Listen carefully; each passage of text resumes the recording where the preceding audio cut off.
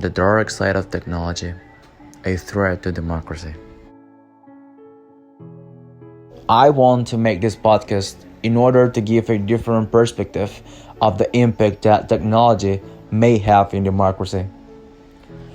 Democracy is fragile like glass, but at the same time, it's strong like titanium.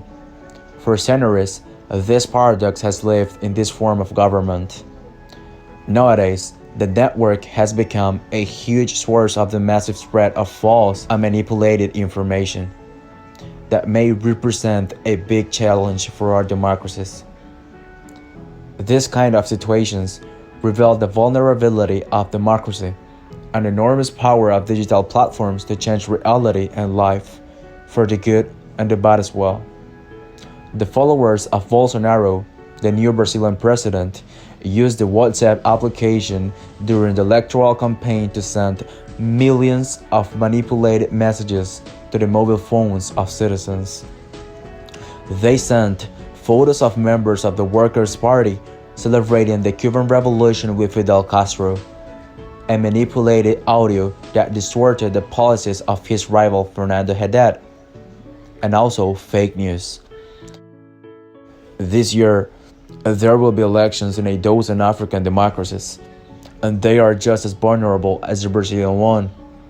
We do not know what will happen. There is only one sensation that runs through the world. Platforms that seemed created to expand freedom have turned against it. They are not a neutral space. There are back doors through which governments can sneak. All these platforms, essentially American, have been growing since the days of Barack Obama, guided by their own rules. There has been no regulation. In this time, they have sophisticated their techniques, their algorithms as well, and their influence. In less than a decade, Google and Facebook have become a virtual duopoly.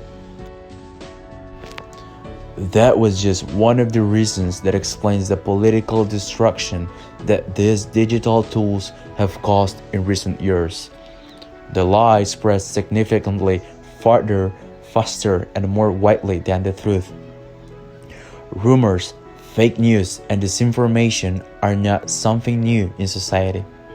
What is new is the scale and speed at which they can circulate, so the manipulation of voters by social media can affect election results, but in a way that people don't see it easily.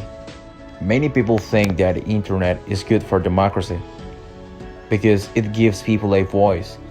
This is positive, but it blinds us to the long-term threats posed by these technologies. Television, Twitter, Facebook, YouTube, it does not matter. Democracy suffers the tensions of manipulation, and the human being feels unprotected against an avalanche that technology takes to the limit. A startup called Lyrebird has created a system that can accurately mimic and reproduce human voices. They have uploaded to network posts that show Barack Obama and Donald Trump saying totally made up things. The company has promised that it will only allow duplication under permission, but not everyone will trust it. Communication begins to seem like a mirage. How to protect yourself from this illusion? The short-term future is to collaborate with the platforms so they can reach some kind of self-regulation, because we do not have the punitive capacity in the face of their excesses. It is also possible to walk different paths. We can use new social platforms and search engines because there are alternatives to Google or Facebook. But if nobody uses them, they cannot improve. So someone has to start. Undoubtedly, the truth is still out there, but the majority of users take the first news they observe as absolute truth while avoiding inquiry. Technology has opened the floodgates. A cascade of disinformation floods democracy. The critical sense of man will depend on swimming or drowning.